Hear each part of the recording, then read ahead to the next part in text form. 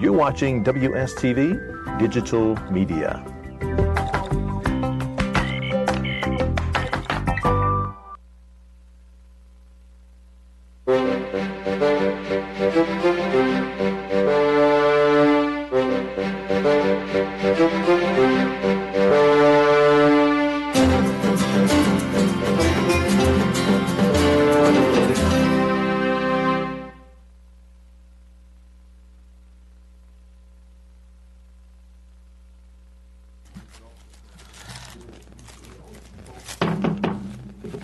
Good afternoon. Welcome to the February 8, 2018 meeting of the City County Planning Board. Would you please stand and join me in the Pledge of Allegiance? Pledge allegiance to the flag of the United States of America and to the republic for which it stands, one nation, under God, indivisible, with liberty and justice for all. Thank you. Today's meeting is being broadcast live on some TV digital media. They rebroadcast at 10 a.m. Friday morning, again at 4 p.m. Sunday afternoon. Our first order of business today is the consent agenda. These items for which the petitioner is requesting withdrawal or continuance are items for which staff has recommended approval and no one has signed up to speak in opposition. It appears we're only going to have one hearing on the text amendment, so I'm going to forgo the rest of the rules. But we will have that item will also go forward to the City Council and County Commissioners for their approval, so any votes taken today will be forwarded to those bodies for their consideration.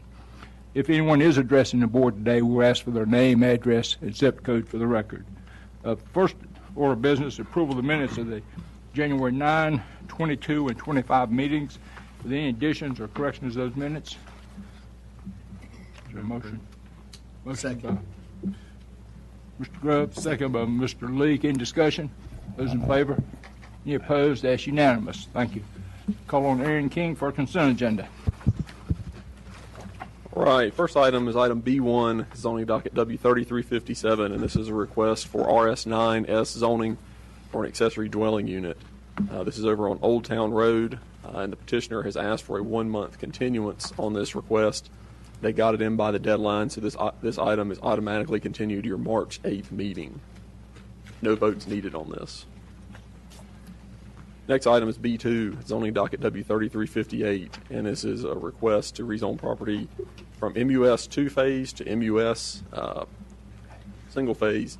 This is a portion of Brookberry Farm over on the west side of Meadowlark Drive.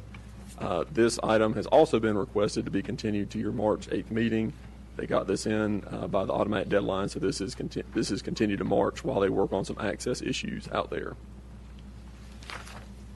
Next item is B3. This is zoning docket F1574, and this was a request to rezone about 16 acres to general business special use zoning on the west side of Union Cross Road across from Glen High. You've seen this before. It was a smaller version. It was withdrawn before. It was resubmitted with the larger acreage that you see here, the 16.3 acres. The applicant has requested this item be withdrawn, and they got that in by the deadline, so this case is automatically withdrawn. No vote is needed on this item as well.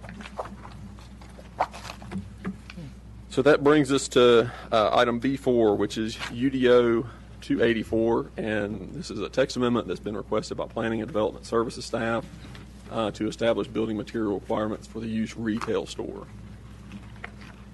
So we've briefed you a couple times on this back in October and then again back in January. As you remember, there's no current building material restrictions for the use retail store, and I put in parentheses under 75,000 square feet. Once you get to that threshold or higher, the big box standards in our ordinance kick in. Staff has seen the trend of retail stores using metal siding. In some cases, those stores are close to residential areas, and staff believes that metal siding is just not compatible with those residential areas. We have had cases where retail stores have been built, and through special use zoning, staff has been able to encourage some enhanced building materials. And as I told you at your work session, we have reached out to a few of these retail store developers and encouraged them to use something other than metal siding. Their response was, as long as it's allowed by the UDO, we're going to continue to use it. So that's why we're doing this text amendment. So So just a few examples again. I think we kind of went over a few of these back in October. This is an O'Reilly Auto Parts store. It's been recently constructed within the last year or two over on Country Club Road. You can see again basically an entirely metal building. This is a Dollar General that was recently constructed on South Main Street at the intersection with Cassell. You can see their entranceway does have some different materials, and there's a little bit of, I believe, that split face block there, but basically everything other than that is just metal siding. This is the side you see from South Main. This bottom image is what you see as you're heading on Cassell Street over towards Main Street. This is basically the back of the building, and this is what the residential properties coming this way are kind of looking at. And last, this is a Family Dollar that was built over on Everett Street near the intersection of Clemensville. Again, this is the image you see from Everett. What you don't see to the right here are some homes located to the right of this image. And then what you see here in the bottom, that's kind of the view you get from Clemensville. So as you see in the text amendment, what we proposed were allowable materials for the use retail store. And again, I want to just reiterate that. This is just for the use retail store. It's not for offices or breweries or restaurants or drugstores. It's just for the use retail store. So you see the list there. We went over those materials with you at your last work session. Again, those materials are comparable with what's in our big box standards in the ordinance already. And when we look to Greensboro and Kernersville, a lot of those materials are consistent with what they prescribe in their ordinances as well. So we feel like we're being consistent with our peer cities. And again, the intent and what you see in the ordinance is metal siding would be prohibited. So staff does recommend approval. I believe you do have, I believe you received an email from us yesterday from a proponent of this. And I think you also have at your places an email that we received around lunchtime today from an individual who expressed some concern with the text amendment. So with that, I'd be glad to answer any questions of the board at this time. We're just going where this is a public hearing. Does anyone like to speak in support of this? Seeing no one, anyone like to speak in opposition? Seeing no one, then I'll declare the public hearing closed, and now we're going to work session. Anyone have any questions of staff? I don't know if it's a question for staff, but I really appreciated the letter from Patino. As we discussed in work session, this was my feeling about this particular UDO. I fully understand why this UDO is needed because I've been involved in several of those cases where we have tried not to have that type of a building built next to residential like that. But I would really encourage us not to support this, but to look towards something that allows a percentage of metal siding or some way to appeal that or have some way to, if there is a good design using metal siding, that could be there could be some variance made on that piece. The creativity that is going on with metal siding is much beyond a small, retail stores that are sort of expanding in our area like we've seen. And as I mentioned last time, you've got Ziggy's, which is totally done in metal siding. It is not a retail, but then it uses decorative barnwood around it. So I think that the staff probably could come up with a way to allow that creativity to work with the building types. I do it short of just saying we have special use zoning for all retail.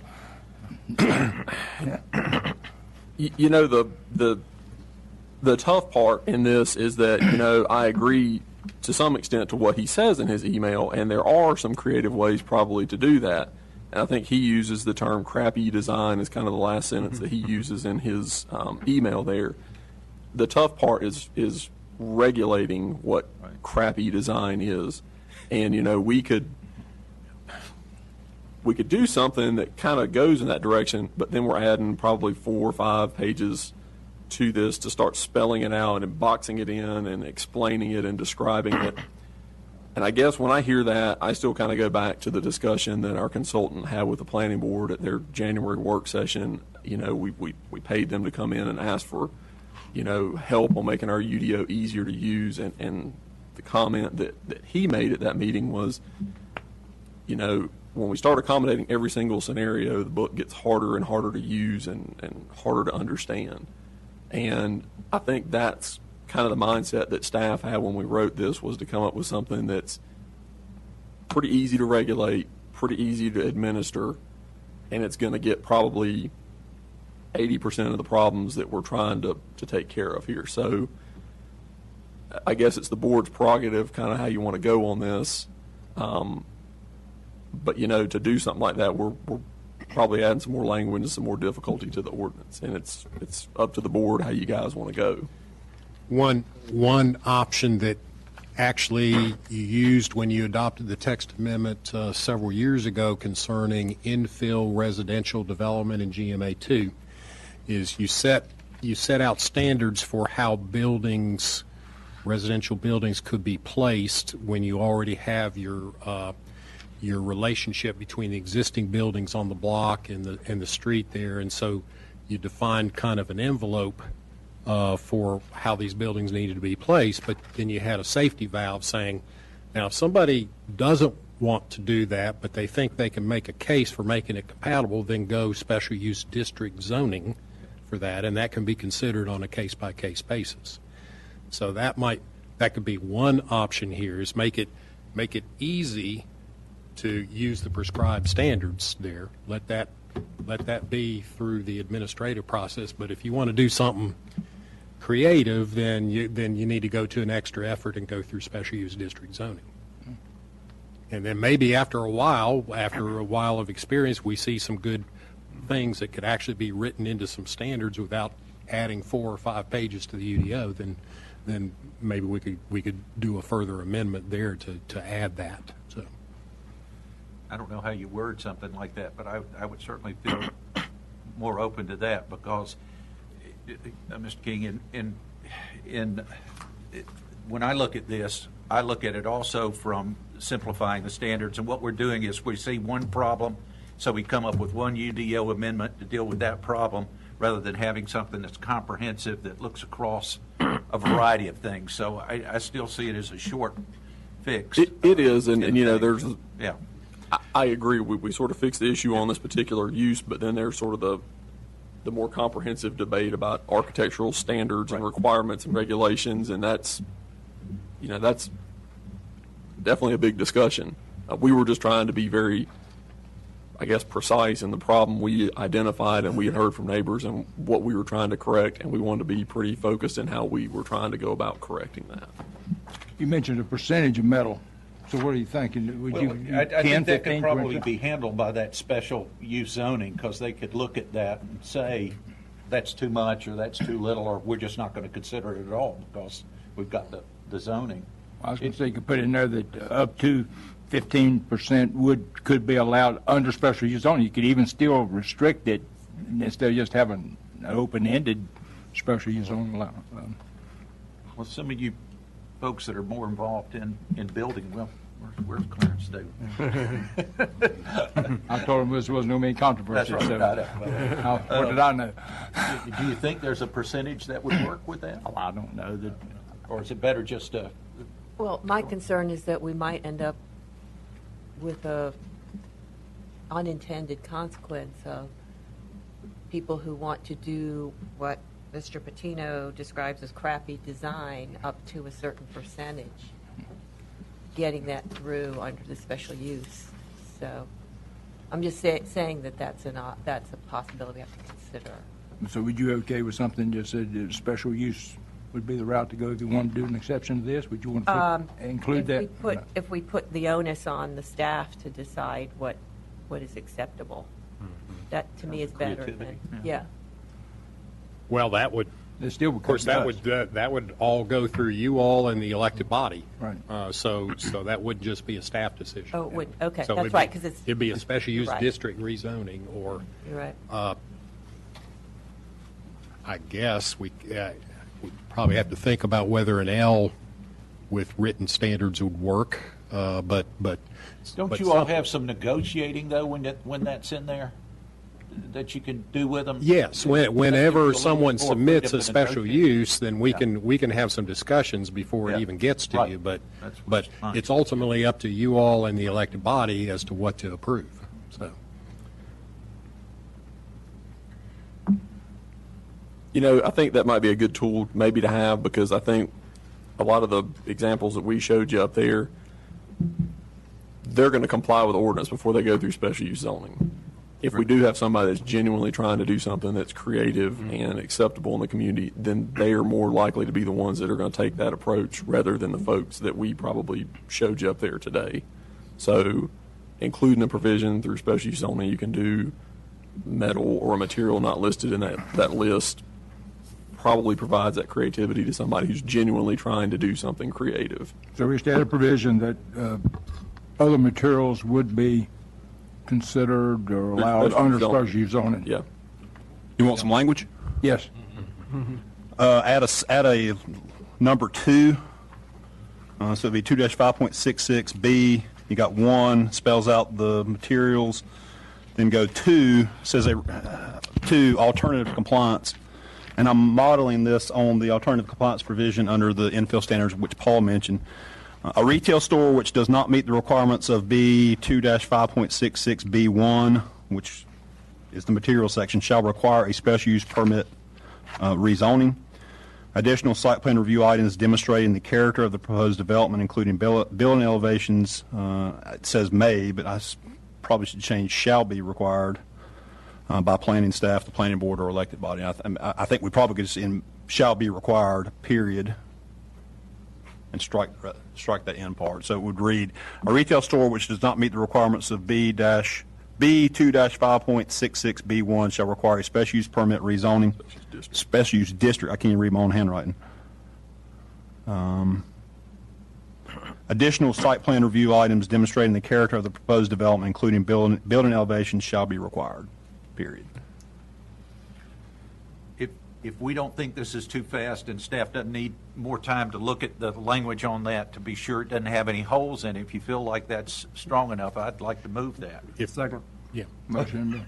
And if you all, as we look at that exact language, if you all will give us the leeway, if we need to adjust a word or two, but we get the drift from what you're going with. So, Thank you. Motion, Mr. Brown, second, Mr. Younger. Any discussion? Yeah, I just want to make clear that the language reflect the fact that the alternative compliance is something that should meet the intent of the ordinance. Yeah, yes, good. we could add that. Accepted. Okay. Any other comments, discussion? We have a motion for approval. Those in favor? Any opposed? That's unanimous. Okay, thank you. All right, thank you. Hopefully this will prevent some of those bad apple examples that we've seen. And actually, there's more examples of that than what Aaron had there in other parts of the community as well. So anyway, thank you. All right, staff report, then. Okay. Well, the first thing I want to do is make an introduction to you. We have a brand new administrative secretary. Her name is Beth Broom, and she started last week, taking Shelley's place. And I know Tara is so happy to see her in here. And Beth has over 20 years of experience professionally in an office environment as an administrative assistant at a law firm and also as a court reporter. So she began just last week, and so she'll be learning her duties and activities, and is I think yesterday sat in on the Historic Resources Commission meeting a little bit, and so you'll be seeing some more of her. So we're glad to have her here. Yeah, welcome. And another little announcement from staff, Kirk Erickson and his wife Jamie are now the proud parents of a baby girl born last week. I believe it was Tuesday. Was it Tuesday? Yeah. We found out right before our staff meeting last Tuesday. All right. So, so baby's doing well, mother's doing well, so Kirk's a happy camper. So, Okay. Let's see, March 8th meeting, kind of the outlook for that. We have 4 rezonings two of which were continued from this meeting. We've got a final development plan and one subdivision and 3 planning board reviews for the schools, 3 different school sites. So we'll have a busy month next month there. And then just a little update on action that you all had previously taken. City Council on Monday night approved UDO 281. That's a limited campus use text amendment. And then UDO 285, accessory dwellings. That was the one that will allow previously Board of Adjustment approved use permits that have a renewal period to continue to be renewed by the Board of Adjustment. So both of those text amendments were approved, and I believe that is it for staff report. Okay, thanks, sir. Any board members, anything for the good of the order here today? Ms. Smith? We have our motion to adjourn. There should be another word for that. Yeah. All right. We're adjourned.